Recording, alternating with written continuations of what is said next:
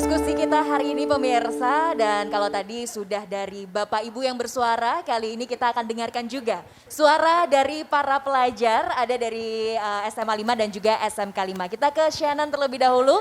Shannon ini adalah ketua OSIS dari SMA Negeri 5 Semarang. Shannon, selama kamu sekolah, gimana sih rasanya Shannon, dan apakah tadi yang disampaikan Bapak Ibu sudah kamu terima di sekolah kamu? Baik. Saya ingin menanggapi dari Bapak Ibu yang disampaikan tadi. Agak langsung tegang ya Pak ya? Kayaknya rada salah narasumber. Ternyata nambahi. Malah menanggapi Pak, ya oke. Iya silakan, silakan. Nggak apa-apa, betul. Tadi pertanyaannya dari Kak Septi, apakah apa yang disampaikan Bapak Ibu tadi bisa diterima atau udah dilakukan dalam sekolah saya gitu ya? Kalau saya lihat dari sekolah saya sendiri sih udah ada beberapa guru yang sudah menerapkan. Mungkin seperti tadi katanya Bu Us, ya. Lupa Pak kepala dinas. Lupa kenalan. Hati-hati Dari loh Bu Us dia. itu kan katanya menerapkan kolaborasi untuk menguatkan karakter anak-anak seperti itu ya. Dan itu pun saya rasa itu udah diterapkan oleh Bapak Ibu sekalian, dan juga benar kata Bu Us, cara kolaborasinya itu digilir-gilir supaya bisa melihat karakter anak itu bagaimana seperti itu. Karena dari tidak lanjutnya guru BK saya seperti itu, guru BK saya itu menyuruh untuk guru-guru itu seperti itu karena agar tahu ini gimana sih karakter anak-anak masing-masing, karena dari BK-nya tersebut itu udah menerapkan seperti misal ada suatu anak yang kurang aktif, ini kenapa sih ditinjau lebih lanjut, oh ternyata ya pendekatan, oh ternyata ini ada suatu masalah, jadi misal siswa ini kurang aktif, jadi di sisi mana sih harus dikuatkan seperti itu. Oke, tapi kalau dari OSIS sendiri, apa saja yang sudah dikerjakan deh untuk teman-teman agar punya karakter yang kuat nih? Oke. Ya, untuk kegiatan OSIS sendiri dalam lingkup misal 17-an, Kartinian, mungkin ekstrakurikuler exhibition atau parade ekstrakurikuler itu saya rasa sudah menanamkan beberapa cara menguatkan karakter-karakter anak. Semisal 17-an. 17-an itu kalau kemarin itu saya sempat lihat waktu dihubungin oleh Bu Anif itu ya. Itu tuh saya baca-baca ada 7 penguatan karakter seperti kegagah beranian, ketulusan, terus kebelas kasihan dan lain sebagainya. Saya tinjau itu dari program-program OSIS MPK yang dilaksanakan itu sudah menerapkan penguatan-penguatan karakter. Misal 17-an bisa menimbulkan kedisiplinan, terus dengan cara lomba-lomba itu bisa menimbulkan rasa suportif kayak gitu. Dan ada suatu program itu bernama Smala Charity di sekolah saya, dan menurut saya itu udah termasuk kegiatan untuk penguatan karakter dalam bidang kebelas kasihan. Ya, karena mungkin dilihat dari lingkup sekolah saya itu mungkin ada beberapa dari latar belakang seperti mungkin anak siswa yang kurang mampu dan lain sebagainya.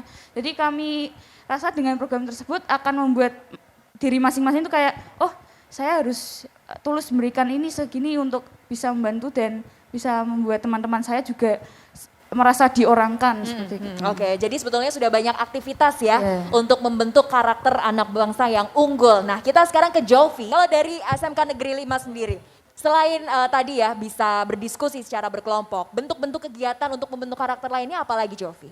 Oke, membentuk karakter lainnya pastinya kita pagi kita biasakan salam sapa, lima sapa, itu sudah wajib ada di sekolah ya. Tentunya selain itu kita wajib membutuhkan kayak pelatihan. Saya juga pernah mengikuti pelatihan di luar sekolah untuk membangun karakter. Tetapi itu menurut saya hanya orang itu saja yang keluar sekolah karena tidak tertarget secara menyeluruh di sekolahan itu.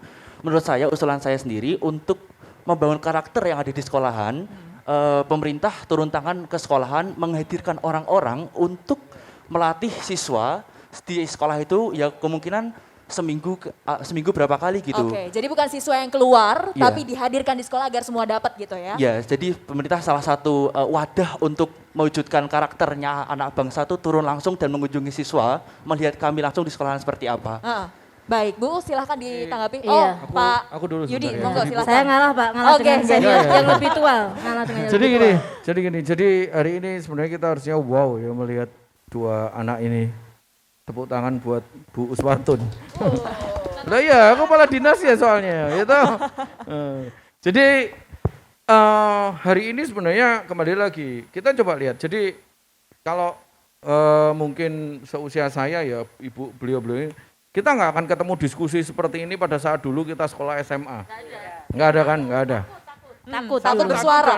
Dan apa Nggak ya diajak wawasan juga. hari ini kembali lagi teknologi informasi dan komunikasi itu membuat anak-anak jadi nggak ada batas dan semua informasi yang harusnya yang kita baca mereka bisa baca kan gitu loh. Nah ini sebenarnya satu dorongan, satu lompatan yang cukup bagus di dunia anak-anak kita. Cuman masalahnya gini sekarang, sudah siapkah stakeholder kita yang berhubungan dengan setelah anak-anak ini lulus, setelah anak-anak ini harus berkarya. Karena sekali lagi bahwa hari ini kita sudah ngajarin kolaborasi, kita sudah ngajarin banyak hal, cuman masih ada saja beberapa hal yang hari ini belum clear. Yang tadi saya sampaikan. Kalau kita bicara jumlah anak muda kita hari ini, mungkin anggap saja yang memang yang memang set ya, itu anggap saja bahwa dia jumlahnya 25% lah dari jumlah penduduk. Sementara sekali lagi kesempatan kerja yang ada, lowongan pekerjaan yang dibuka atau kesempatan kerja apapun itu hari ini nggak lebih 5% itu plus minus loh, gitu loh. Tiap tahun lah. Hari ini ada satu tantangan. Jadi kalau hari ini kita pengen dorong anak-anak kita, pastinya kita pengen dorong anak-anak kita, ya wong jelas kok kelihatan kelihatan bahwa nanti jumlah lulusan itu yang tertampung hanya sedikit Sehingga dan akhirnya terakhir ini di TV kita ditunjukkan angka itu tuh benar dengan sampai ribuan orang daftar datang kan gitu kan.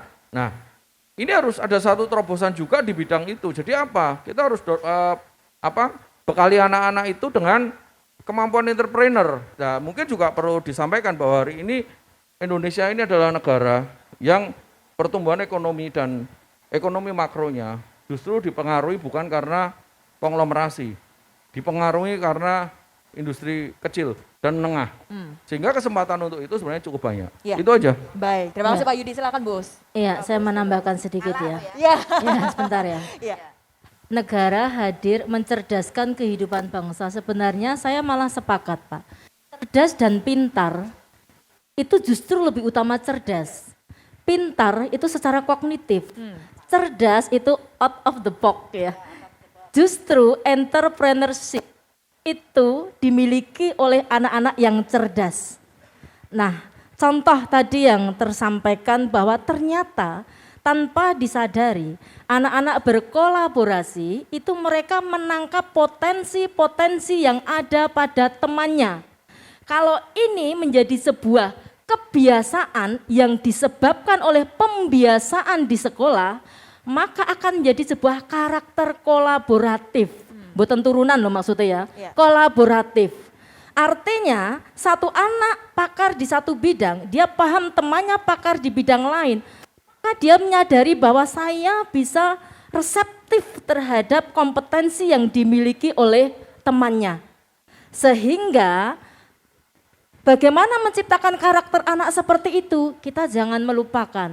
Guru harus dicerdaskan terlebih dahulu.